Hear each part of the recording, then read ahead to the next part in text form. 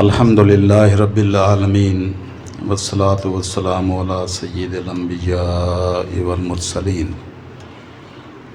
اما بعد فاعوذ باللہ من الشیطان الرجیم بسم اللہ الرحمن الرحیم یا ایہا النبی حسبک اللہ ومن اتبعک من المؤمنین صدق اللہ مولانا العظیم و صدق رسولہ النبی الامی الکریم ونحن علی ذلک من الشاہدین والشاکرین والحمد للہ رب العالمین۔ معزز حاضرین و ناظرین و سامعین، ماہ ذی الحج اختتام پذیر ہو رہا ہے۔ یہ ماہ مبارک جہاں عالم اسلام کے لیے عظیم قربانی کا مہینہ ہے، حج کا مہینہ ہے، اور پوری دنیا سے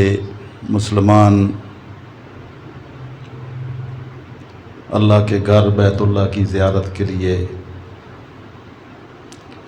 حج کے موقع پر جمع ہوتے ہیں۔ اللہ نے یہ عظمتیں اس ماہ مبارک کو عطا فرمائی۔ وہاں اس ماہ مبارک میں کچھ اور یادگار ایسے واقعات ہوئے جو عالم اسلام کے لیے بہت ہی زیادہ اہمیت کے حامل واقعات ہیں، جس میں سے ایک امیر المومنین سیدنا عثمان بن عفان رضی اللہ تعالیٰ عنہ کی شہادت، جس پر میں نے گفتگو پچھلے خطبہ جمعۃ المبارک میں کی تھی، اور اسی ماہ مبارک کے آخر میں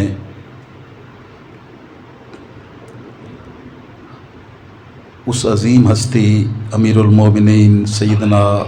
عمر بن الخطاب فاروق اعظم رضی اللہ تعالی عنہ کی ذات پر حملہ کیا گیا، جس کے نتیجے میں یکم محرم الحرام کو آپ کی شہادت ہوئی۔ آپ کے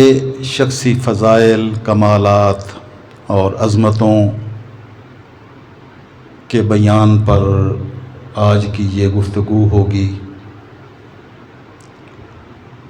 اللہ رب العزت نے اس ہستی کو وہ عظمتیں عطا فرمائیں اور اتنی بلندیوں سے نوازا، اتنے خصوصی کرم ہوئے کہ آپ کی حیات طیبہ کے اتنے گوشے ہیں کہ جن گوشوں کی تفصیل تو بیان ہی نہیں ہو سکتی، لیکن اگر کچھ کرنا چاہیں تو کئی خطبات درکار ہیں۔ لیکن میں آج انشاءاللہ العزیز اس گفتگو میں آپ کے شخصی فضائل پر اور آپ کے کمالات پر حسب استطاعت گفتگو کرنے کا شرف حاصل کروں گا۔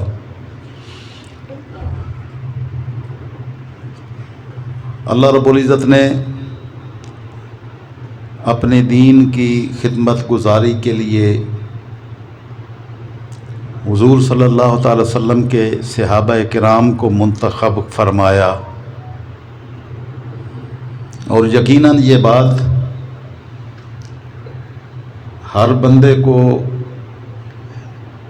جاننی چاہیے، اور یہ لازم ہے کہ جانے کہ اللہ رب العزت نے اپنے محبوب مکرم صلی اللہ تعالی وسلم کی صحبت کے لیے جن ہستیوں کو چنا، ان ہستیوں جیسے کوئی فرد کائنات عالمین میں نہیں تھے کہ تاجدار کائنات صلی اللہ تعالی وسلم کی صحبت، آپ کی زیارت جن کو آپ کی حیات طیبہ میں نصیب ہوئی، ان کو صحابہ کہتے ہیں، اور بعد میں آنے والی امت مسلمہ کے تمام صدیقین، شہداء، صالحین، کتب، ابدال، غوث، جتنے بھی جس مقام پر بھی فائز ہوں، وہ اس صحابی کی گرد راہ کو بھی نہیں پہنچ سکتے جس نے ایمان کی حالت میں تاجدار کائنات صلی اللہ تعالی وسلم کی زیارت کی۔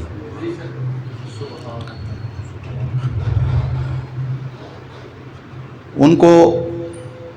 اللہ نے جو مقام بارگاہ مصطفیٰ صلی اللہ علیہ وسلم کے صدقے میں عطا فرمایا، یہ صرف انہی ہستیوں کا خاصہ ہے، ان جیسا کائنات میں اور مالک نے پیدا ہی نہیں کیا۔ اس ہستی جن کا ابھی ہم ذکر کریں گے، آپ کا اسم گرامی ابو حفص عمر ابن الخطاب ہے، لقب فاروق اعظم ہے، اور دعائے رسول ہیں۔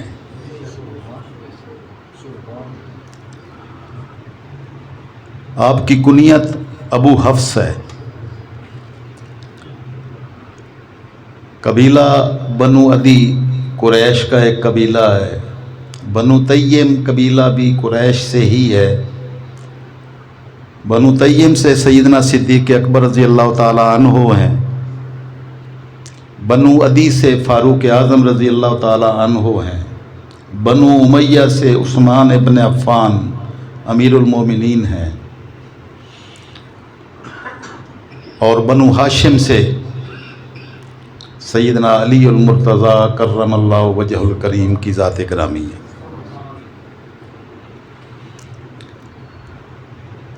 آپ کی کنیت ہے ابو حفص۔ آپ کی شہزادی، آپ کی بیٹی سیدہ حفصہ امیر المومنین، ازواج مطہرات میں جن کا ایک بہت ہی بلند مقام ہے کہ آقا علیہ الصلوۃ والسلام کے عقد میں آئیں، فاروق اعظم رضی اللہ تعالی عنہ کی صاحبزادی حضرت حفصہ اور ام المومنین ٹھہری، مومنین کی مائیں۔ یہ بھی مومنین کی ماں ہیں جس کی نسبت سے تاجدار کائنات صلی اللہ تعالی وسلم نے یہ شرف بخشا کہ سیدنا فاروق اعظم آقا علیہ السلام کے سسر ہیں۔ صدیق اکبر رضی اللہ تعالیٰ عنہ کی صاحبزادی ام المومنین سیدہ عائشہ صدیقہ رضی اللہ تعالیٰ عنہ، وہ بھی ام المومنین ہیں اور آقا علیہ الصلوۃ والسلام کی زوجہ مطہرہ ہیں۔ تو دو یہ صحابی تاجدار کائنات صلی اللہ تعالی وسلم کے سسر ہیں، سیدنا صدیق اکبر اور سیدنا فاروق اعظم رضی اللہ تعالیٰ عنہ۔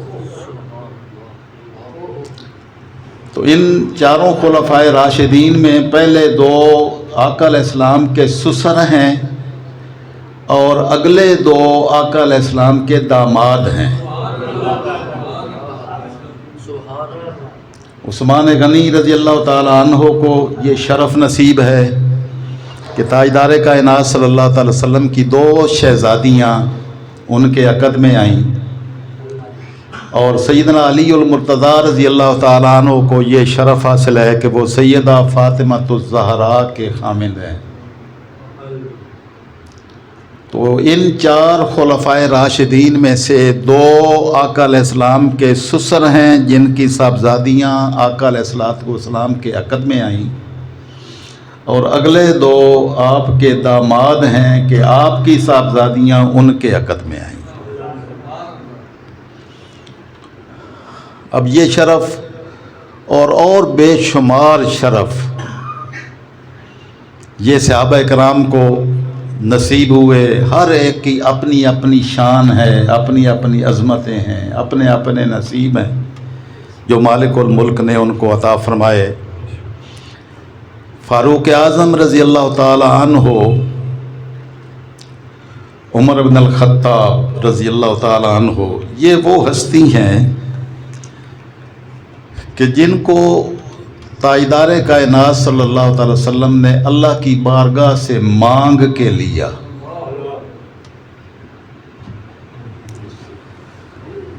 حضرت عبداللہ بن عباس رضی اللہ تعالی عنہ روایت فرماتے ہیں کہ تاجدار کائنات صلی اللہ تعالی وسلم نے اللہ کی بارگاہ میں دعا کی، اللہم اعز الاسلام بے ابی جہل بن ہشام اور بے عمر بن الخطاب۔ اللہ کی بارگاہ میں التجا کی کہ باری تعالیٰ اسلام کو غلبہ اور عزت عطا فرما، ان دو میں سے جو تمہیں زیادہ پسند اور محبوب ہے نہ تیرا، اس کے ذریعے سے اسلام کو عزت اور غلبہ عطا فرما۔ اور وہ دو کون سے؟ ابو جہل بن ہشام اور عمر بن الخطاب۔ تو فرماتے ہیں کہ یہ دعا مالک الملک کے محبوب نے اپنے رب کی بارگاہ میں کی تو اللہ رب العزت نے اپنا محبوب ان دو میں سے، جس سے وہ زیادہ محبت اور پسند جس کو کرتا تھا، اس کے ذریعے سے پھر اسلام کو عزت عظمت عطا فرمائی۔ آپ فرماتے ہیں فاصبح، صبح ہوئی، فغدا عمر علی رسول اللہ صلی اللہ علیہ وسلم فاسلم، صبح ہوئی تو فاروق اعظم رضی اللہ تعالیٰ عنہ عمر بن الخطاب آقا کی بارگاہ میں حاضر ہوئے اور آپ کی بارگاہ میں اسلام قبول کیا۔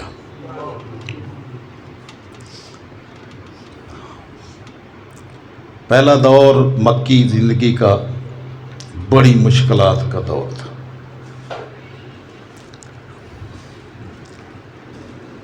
میں مختلف مواقع پر اس کا تذکرہ بھی کرتا رہتا ہوں۔ فاروق اعظم رضی اللہ تعالیٰ عنہ 7 سن نبوی میں آپ نے اسلام قبول کیا،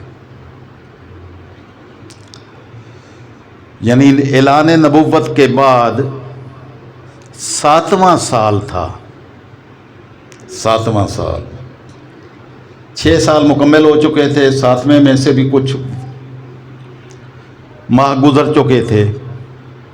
تو تاجدار کائنات صلی اللہ تعالی وسلم نے جتنی مشکلات، جتنی تنگیاں، جتنی کفار کے طرف سے مصائب تکالیف برداشت کی، وہ ایک تاریخ کا حصہ ہے۔ اتنے مصائب اور تکالیف دنیا میں کسی نے نہیں اٹھائے جتنے میرے آقا نے اٹھائے۔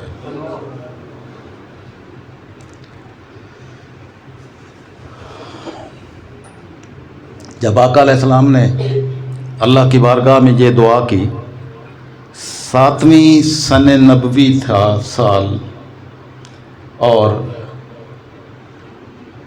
جب آقا علیہ السلام کی بارگاہ میں حاضر ہو کر سیدنا فاروق اعظم رضی اللہ تعالیٰ عنہ نے اسلام قبول کیا تو آپ 40ویں فرد تھے، یعنی 39 بندے پہلے ایمان قبول کر چکے تھے اور 40واں نمبر سیدنا فاروق اعظم رضی اللہ تعالیٰ عنہ کا تھا۔ اب آپ اندازہ کریں کہ 7 سالوں کے اس مشکلات کے دور میں ٹوٹل ایمان قبول کرنے والے 39 لوگ تھے۔ تو 7 سال کی محنت، اتنی مشقت، اتنی دنیا کفر کا ہر قسم کے مصائب کا سامنا، اور مسلمانوں کی تعداد 39۔ اور جب فاروق اعظم رضی اللہ تعالیٰ عنہ جو دعائے رسول ہے، رسول صلی اللہ تعالی وسلم کی دعا کا مظہر بن کر تشریف لائے، تو اس دن یہ تلوار ننگی کر کے نیام سے نکال کے بڑی مخالفت کی انہوں نے پہلے اسلام کی اور بڑے مقابلے کیے، لیکن جب آقا علیہ السلام کی زبان انور سے یہ دعائیہ کلمے نکلے کہ باری تعالیٰ جو تیرا محبوب ہے اس کے ذریعے سے اسلام کو عزت عطا فرما۔ تو آقا علیہ السلام نے تو یہ دعا فرمائی تھی، بعد میں آنے والے دنیا کفر آپ کی حیات طیبہ پر یہ کلمات کہتے نظر آتے ہیں کہ اگر عالم اسلام کو ایک عمر بن الخطاب اور مل جاتا تو دنیا سے کفر مٹ جاتا۔ یعنی آپ کی وہ خدمات ہیں تو، اور اسلام کو جتنا غلبہ آپ کے ذریعے سے نصیب ہوا وہ آپ کا حصہ ہے۔ آپ بہت بڑے پہلوان تھے۔ مکہ میں اس وقت 3 بڑے شجاعت کے پیکر اور بہت بڑے پہلوان، جنگ کے ماہر، مکہ مکرمہ میں 3 لوگ تھے۔ تاجدار کائنات صلی اللہ تعالی وسلم کے چچا جان حضرت امیر حمزہ، عمر بن الخطاب اور ابو جہل ابن ہشام، یہ پہلوان تھے۔ اور آپ فن جنگ کے اتنے ماہر تھے اور اتنے ماہر شاہ سوار تھے کہ آپ گھوڑے کی رکاب میں پاؤں رکھے بغیر گھوڑے کی پشت پر سوار ہو جاتے تھے۔ یعنی ہر بندہ، ہر سوار جو ہے نا، وہ جب سواری پر گھوڑے پر سوار ہوتا ہے تو رکاب میں پاؤں رکھ کے سوار ہوتا ہے، لیکن فاروق اعظم رضی اللہ تعالیٰ عنہ وہ ہستی تھی جو رکاب میں پاؤں رکھے بغیر گھوڑے پر سوار ہو جاتے تھے۔ لیکن اسلام کی مخالفت کی، بڑے مقابلے کیے، لوگوں کو مارا، ان کے ساتھ مقابلے کیے کہ کیوں مسلمان ہوئے ہو۔ لیکن جس دن تاجدار کائنات صلی اللہ تعالی وسلم نے اللہ کی بارگاہ میں یہ دعا فرما دی، اس دن ان کا اپنا منظر یہ تھا کہ وہ تلوار نکال کے تو اس ارادے سے نکلے کہ آج میں جا کے تاجدار کائنات صلی اللہ تعالی وسلم کو نعوذ باللہ شہید کر دوں۔ جب راستے میں جا رہے تھے ننگی تلوار لے کر کہ وہ ہے یہ فتنہ جو ہے ان کے نزدیک اس وقت نعوذ باللہ یہ فتنہ تھا کہ میں اس فتنے کا خاتمہ کر دوں گا۔ لیکن راستے میں جاتے ہوئے کسی نے پوچھا کہ کہاں کئی ارادے ہیں، تو کہنے لگا جب اپنی یہ ارادہ ظاہر کیا تو انہوں نے کہا کہ ادھر جانے کی بجائے پہلے اپنے گھر کی خبر تو لے، تمہاری تو اپنی بہن اور بہنوئی مسلمان ہو چکے ہیں، تو آپ اس راستے کو کیسے روک سکیں گے؟ تو وہ اپنے بہن کے گھر پہنچے، قرآن پاک کی تلاوت کی آواز آ رہی تھی، آپ نے دروازہ کھٹکھٹایا، انہوں نے قرآن مقدس کے برکات کو سمیٹ کے سائڈ پر رکھا اور ان کو اندر آنے کی اجازت دی۔ تو آپ نے ان کو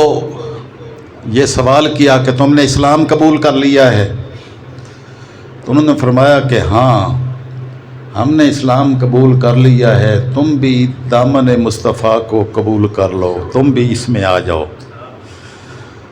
اس نے بہن کو مارنا شروع کیا، بہنوئی کو مارا، بے شمار مارا۔ زخمی بہن کو دیکھ کر بالآخر آپ کے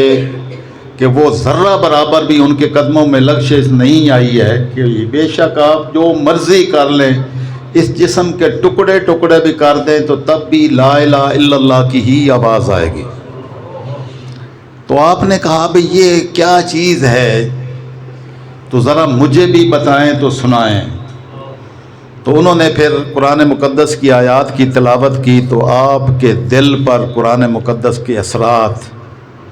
آقا علیہ الصلوۃ والسلام کی دعا کا نتیجہ، اور بالآخر آپ نے وہاں ان قرآن پاک کی آیات کو سن کر اسلام قبول کر لیا۔ پھر آپ نے ارادہ فرمایا کہ آپ وہاں اسلام قبول کر چکے تھے، اور پھر ان کو کہا کہ بس مجھے اب آقا علیہ السلام کی بارگاہ میں جا کے حاضر ہونا ہے۔ جب آقا علیہ الصلوۃ والسلام کی بارگاہ میں حاضر ہونے کے لیے آئے تو آپ دار ارقم میں، یہ صفا کی پہاڑی کے ساتھ گھر تھا جس میں آقا علیہ الصلوۃ والسلام لوگوں کو دین سکھاتے تھے، دین کی تربیت دیتے تھے۔ تو وہاں مسلمان موجود تھے، کسی نے دروازے کی جھانک کر ذرا دیکھا تو فاروق اعظم ننگی تلوار لے کر اسی طرح، اسی حالت میں جس طرح گھر سے نکلے تھے، لے کے حاضر ہوئے۔ آقا علیہ السلام نے فرمایا کہ دروازہ کھول دو، آنے دو۔ آقا علیہ السلام نے گویا من میں کہ میرے مالک نے عمر کے حق میں میری دعا کو قبول فرما لیا۔ تو ننگی تلوار لے کر آ رہے تھے، آقا علیہ السلام نے دروازہ کھلوایا اور آپ نے فاروق اعظم کو کہا کہ اسلام قبول کر لو۔ عرض کی قبول کر چکا ہوں، بس یہ آپ کی بارگاہ میں آپ کے قدموں پر گر کر اعلان کرنے کے لیے حاضر ہوا ہوں۔ وہ دن تھا جب یہ آیہ مبارکہ نازل ہوئی، یا ایھا النبی حسبک اللہ، اے نبی مکرم صلی اللہ تعالی وسلم، آپ کے لیے اللہ کافی ہے۔ وَمَنِ اتَّبَعَكَ مِنَ الْمُؤْمِنِينَ، اور جنہوں نے مومنین میں سے آپ کی اتباع کی ہے، آپ کے لیے اللہ کافی ہے اور آپ کے یہ غلام کافی ہیں، اب کسی کی محتاجی آپ کو نہیں رہے گی۔ تو یہ 40واں عدد تھا فاروق اعظم رضی اللہ تعالیٰ عنہ کا، جنہوں نے اسلام قبول کیا۔ جب آپ نے اسلام قبول کیا تو پھر آپ نے وہ خفیہ دعوت جو چھپ چھپ کے دین کا نام لینے والی بات تھی، اس کا انکار کیا، عرض کیا کہ یا رسول اللہ، عمر مسلمان ہو جائے، اسلام قبول کر لے، اور اب بھی اگر لوگ چھپ چھپ کے نمازیں پڑھیں تو یہ جچتا نہیں ہے۔ اب مسلمان اتنے کمزور نہیں رہے، بلکہ اب یہ بیت اللہ شریف کے سامنے جا کر عبادت گزاری کریں گے اور وہاں پر جا کے نماز ادا کریں گے۔ اس کے بعد سے جو ہے علی اعلان اس ہستی کے اسلام قبول کرنے کے نتیجے میں مالک الملک نے اسلام کو غلبہ عطا فرمایا۔ وہاں سے آغاز ہوا، وہاں سے آغاز ہوتے ہوتے پھر کیا کیسر و کسرا، کیا افریقہ، کیا یورپ، سارا افریقہ مغرب میں، وہاں تک جو ہے وہ اسلام کی سرحدیں پھیلی۔ 36 لاکھ کلومیٹر کا رقبہ اسلام کی ریاست میں شامل ہوا، اور اس ہستی کو اللہ نے وہ عظمتیں اور وہ کمالات عطا فرمائے کہ تاجدار کائنات صلی اللہ تعالی وسلم کی طرف نظر بھر کے 2 ہستیوں کو دیکھنے کی جسارت ہوتی تھی، ایک سیدنا صدیق اکبر اور ایک سیدنا فاروق اعظم۔ جب آقا علیہ السلام گھر سے تشریف لاتے تو یہ استقبال کے لیے 2 ہستیاں آگے جاتی اور آقا علیہ السلام کا استقبال کرتی۔ آقا علیہ السلام کو دیکھ کر یہ مسکراتے اور آقا علیہ السلام انہیں دیکھ کر مسکراتے، اور وہاں سے آپ چلتے ہوئے اپنا ایک دست اقدس صدیق کے کندھے پر رکھتے اور اپنا ایک دست اقدس فاروق اعظم کے کندھے پر رکھتے۔ یہ محبتوں کی کیا کیفیات تھیں، یہ منظر، یہ نظارے اہل السماء نے بھی دیکھے ہوں گے، ملائکہ نے بھی دیکھے ہوں گے۔ تو جس دن آپ نے اسلام قبول کیا تو جبریل امین آئے آپ کی بارگاہ میں اور عرض کرنے لگے کہ یا رسول اللہ صلی اللہ علیہ وسلم، عمر کے اسلام قبول کرنے پر آسمانی مخلوقات، تمام فرشتے اتنے خوش ہیں کہ اللہ نے اس ہستی کو اسلام میں داخل فرمایا۔ آپ کی ذات کو اللہ کے رسول صلی اللہ علیہ وسلم کی بارگاہ سے بڑی عظمتیں نصیب ہوئیں۔ اپنی ساری توانائیاں اسلام کی عظمت اور سربلندی کے لیے وقف کی۔ اتنے فضائل ہیں آپ کے کہ آقا علیہ السلام نے فرمایا کہ جس راستے سے فاروق اعظم آ رہے ہوں، اگر راستے میں شیطان چل رہا ہو تو شیطان وہ راستہ چھوڑ دیتا ہے جس پر فاروق اعظم آ رہا ہو۔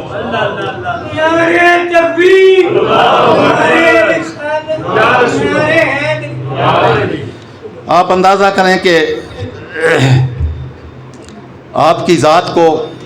اللہ نے اتنی خوبیوں کا اور صفات کا پیکر بنایا ہے کہ شیطان جو ہے وہ ہر انسان پر اپنی محنت اور کوشش کرتا ہے کہ اس کو دین کے راستے سے برگشتہ کرے، لیکن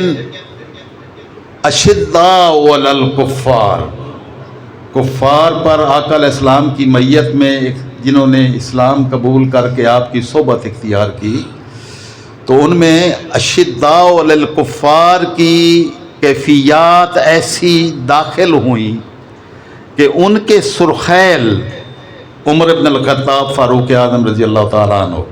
کہ آقا علیہ السلام نے فرمایا کہ شیطان ساری دنیا کو برگشتہ کرنے کے لیے محنتیں اور کوششیں کرتا ہے، لیکن ایک ہستی اللہ نے ایسی پیدا کی ہے کہ شیطان وہ راستہ ہی چھوڑ دیتا ہے جس راستے پر فاروق اعظم آ رہے ہیں۔ اور صرف یہی نہیں بلکہ آپ کے سائے سے بھی شیطان بھاگتا ہے، یعنی سائے کے قریب بھی آنے کی جرت نہیں کر سکتا۔ اور پھر اس ہستی نے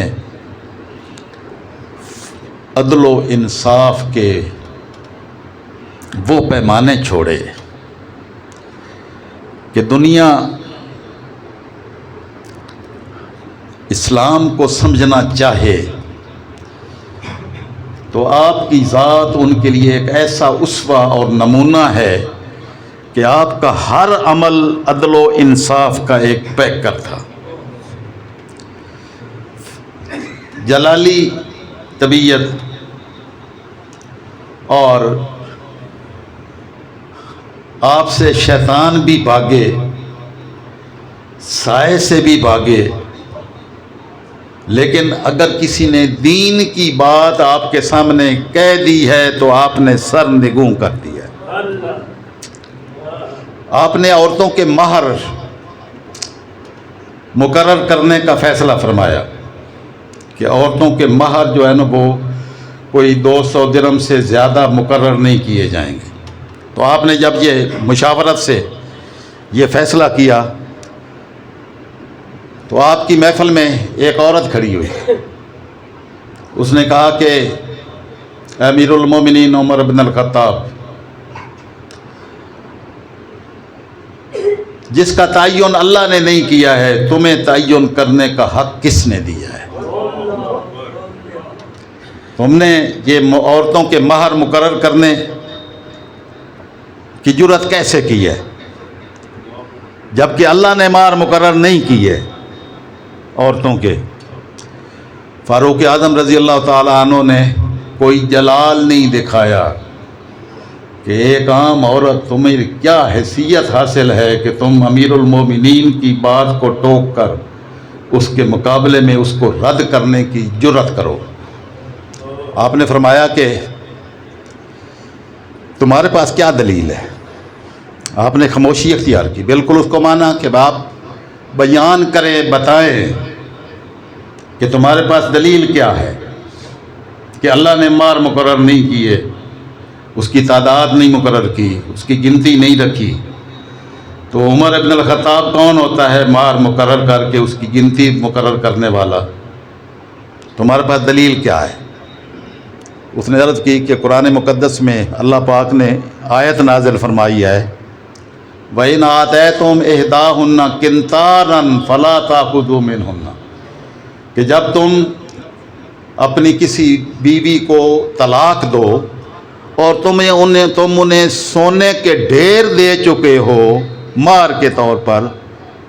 تو ان سے طلاق کے بعد واپس نہ لینا۔ تو اللہ نے عورتوں کے مہر سونے کے ڈھیروں کی صورت میں بیان کیے ہیں، تو آپ 200 درہم میں مقرر کرنے والے کون ہوتے ہیں؟ فاروق اعظم رضی اللہ تعالیٰ عنہ نے وہ جملہ بولا وہ جملہ بولا جو قیامت تک آنے والی امت مسلمہ کے لیے ہمیشہ لے رہا ہے۔ آپ نے فرمایا اخطا عمر و اصابت امرات،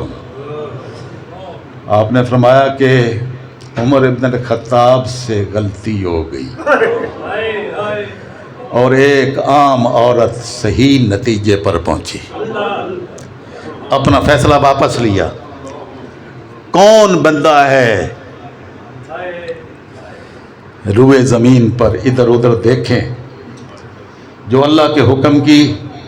اتنی سلطنت کے مالک، اتنی سلطنت کے امیر، اتنی سلطنت اور اتنے مسلمانوں کی تعداد کے امیر المومنین بڑے مجمع میں عورت کی بات کو تسلیم کرتے ہوئے اپنی بات کو واپس لیتے ہیں۔ یہ وہ عدل کا مقام ہے، یہ وہ عدل ہے جس نے اسلام کو دنیا کے سامنے عزتوں کے ساتھ، اتنی عظمتوں کے ساتھ اسلام کا پرچم لہرانے کا سبب بنا کہ فاروق اعظم رضی اللہ تعالیٰ عنہ پہلے وہ ہستی ہیں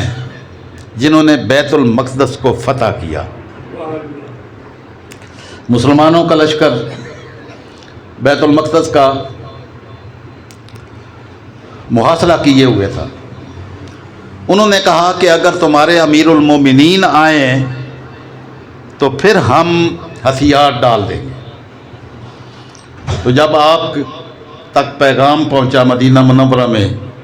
تو آپ نے مدینہ منورہ سے بیت المقدس تک کا سفر ایک سواری، ایک خادم، اب انہوں نے کتنا سارا ساز و سامان اور راستے کا سامان لیا ہوگا اس کا آپ اندازہ خود کر سکتے ہیں۔ نہ کوئی پروٹوکول،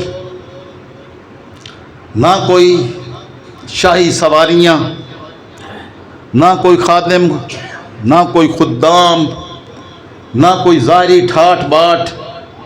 ایک سواری ہے۔ اور آقا علیہ السلام نے فرمایا تھا کہ سواری پر اس کی استطاعت سے زیادہ بوجھ نہ ڈالنا۔ تو آپ نے اپنے غلام کے ساتھ مدینہ منورہ سے بیت المقدس تک کا سفر طے کرنا تھا۔ بندے دو تھے، سواری ایک تھی۔ آپ نے ان کے ساتھ فیصلہ کیا کہ ایک ایک منزل ہم سواری کریں گے، ایک سوار ہوگا، دوسرا پیدل چلے گا، اور جب وہ منزل ختم ہوگی تو پھر دوسرا سوار ہوگا اور دوسرا ساتھی جو ہے پیدل چلے گا۔ چلتے چلتے اب وہ اتنا لمبا سفر ہے، عام جانور پر سوار ہو کے جا رہے ہیں، کوئی ہوائی جہاز پہ نہیں جا رہے، گاڑی پہ نہیں جا رہے۔ جب وہاں پر پہنچے ہیں تو کتنی منزلیں طے ہوئیں، اور جب وہاں قریب پہنچے تو وہاں غلام کے سوار ہونے کا ٹائم تھا اور امیر المومنین کے پیدل چلنے کا ٹائم تھا۔ سیدنا فاروق اعظم رضی اللہ تعالیٰ عنہ نے اپنے غلام کو سوار کروایا۔ اس نے بڑی منتیں کی کہ اے امیر المومنین، اب تو دنیا کفر سامنے آ رہی ہے، دنیا کفر دیکھے گی، کیا کہیں گے؟ آپ نے فرمایا نہیں، میرے رسول کا جو حکم ہے، میرے دین نے جو حکم دیا ہے اس پر عمل پیرا ہوگا، دنیا کو دکھانے کے لیے نہیں، اللہ اور اس کے رسول کی رضا کی خاطر، کہ جو انہوں نے حکم فرمایا ہے اس کے مطابق عمل کیا جائے گا۔ چنانچہ آپ نے مہار پکڑی اونٹ کی اور غلام سوار ہوا۔ اب جب دنیا کفر، عیسائیوں کا غلبہ تھا، عیسائی قابض تھے اس وقت، جب ان کو پتہ چلا کہ یہ امیر المومنین آ گئے ہیں تو انہوں نے امیر المومنین کا یہ منظر نظارہ دیکھا کہ ایک بندہ ہے اور ایک بندہ پیدل چل رہا ہے، ایک سوار ہو کے آ رہا ہے۔ اب ان کو کیا سمجھ آئے گی کہ اس میں امیر المومنین کون ہوگا؟ ان کا اندازہ کیا ہونا چاہیے کہ جو سوار ہو کے آ رہا ہے وہ امیر المومنین ہے، جو پیدل چل کے آ رہا ہے یہ ان کے خادم ہے۔ لیکن جب ان کو یہ پتہ چلا کہ یہ ایسے نہیں ہیں، امیر المومنین پیدل چل کے آ رہے ہیں اور جو غلام ہے وہ سواری پر سوار ہو کے آ رہا ہے، اس لیے کہ اللہ اور اس کے رسول نے ان کو حکم دیا ہے کہ تمہارے غلام بھی تمہاری طرح کے انسان ہیں، ان کی بھی اسی طرح ضروریات ہیں، جو تم خود کھاؤ ان کو کھلاؤ، جو خود پہنو ان کو پہناؤ، جو اپنے لیے سوچو وہ ان کے لیے بھی وہ خیر سوچو۔ تو اب امیر المومنین نے یہاں پر پہنچتے ہوئے سارے راستے آدھا آدھا سفر کیا ہے باری باری لے کے، اور آج باری تھی اس غلام کے سوار ہونے کی، تو سواری پر سوار ہو کے جو آ رہا ہے وہ غلام ہے اور جو پیدل چل کے آ رہا ہے وہ امیر المومنین ہے۔ تو عالم کفر، عالم عیسائیت، انہوں نے کہا کہ دروازے قلعے کے کھول دو، قلعے کے دروازے کھول دو۔ جو امیر المومنین اپنے غلام کے ساتھ یوں عدل کرتا ہے، ان کی عزتیں ہمارے ہاں سے کیسے نوچی جائیں گی، اور وہ ہماری عزتوں کا محافظ کیوں نہیں بنے گا جو اپنے غلام کو سوار کر کے خود پیدل چل کے آتا ہے۔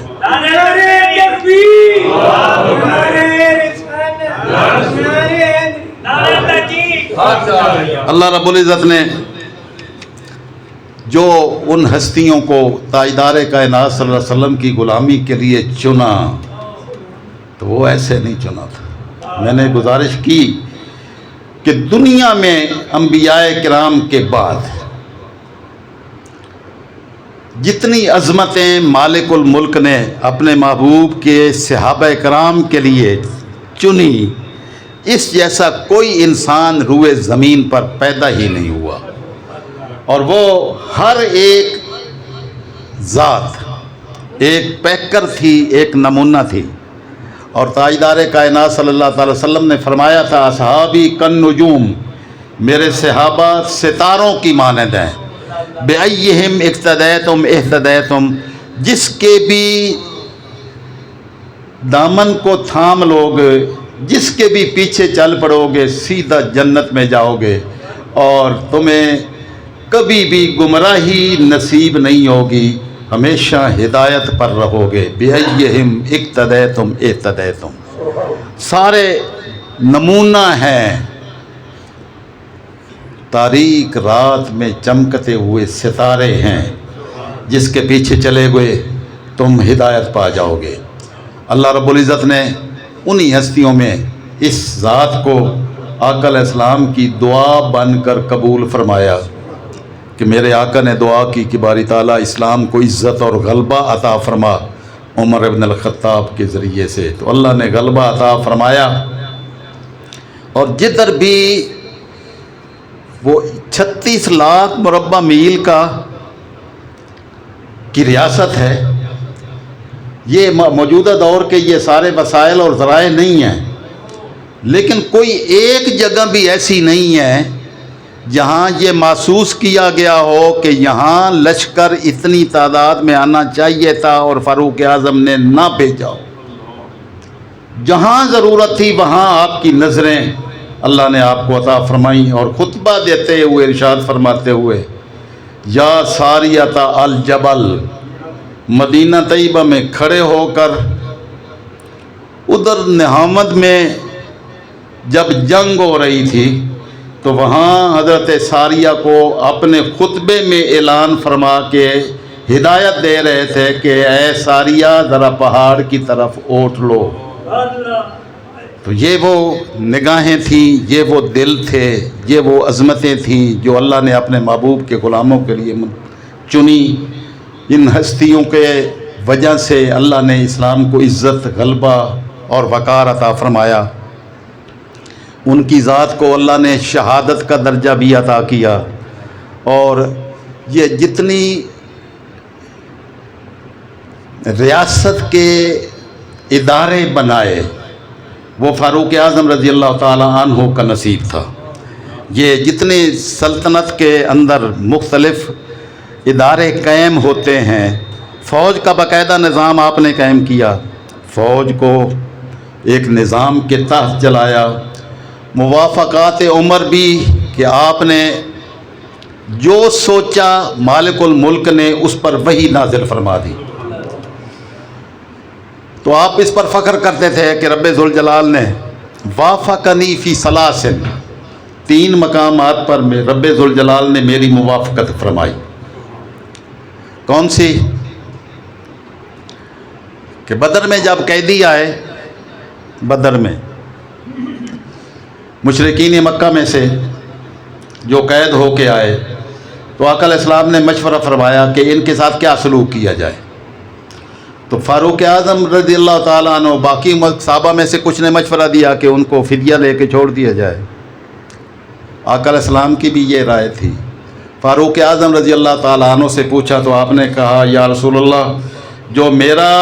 رشتہ دار ہے اس کو میرے حوالے کیا جائے، جو دوسرے کا رشتہ دار ہے اس کو اس کے حوالے کیا جائے، اور اس کو کہا جائے کہ ان کی گردنیں اڑا دیں، کہ یہ اللہ اور اس کے رسول کے مخالف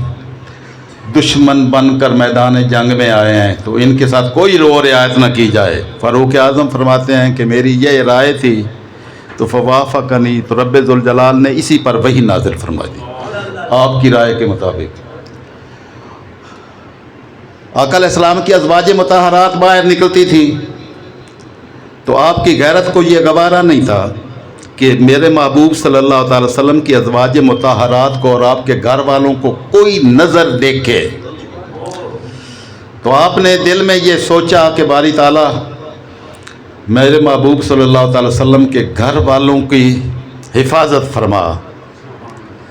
تو آقا علیہ السلام کی بارگاہ میں آپ نے التجا کی کہ یا رسول اللہ صلی اللہ علیہ وسلم، اپنی ازواج مطہرات اور اپنے گھر والوں کو یہ حکم دیں کہ وہ پردے میں رہیں، ہماری غیرت گوارا نہیں کرتی ہے کہ کوئی کافر کی نظر میرے رسول صلی اللہ علیہ وسلم کے گھرانے پر پڑے۔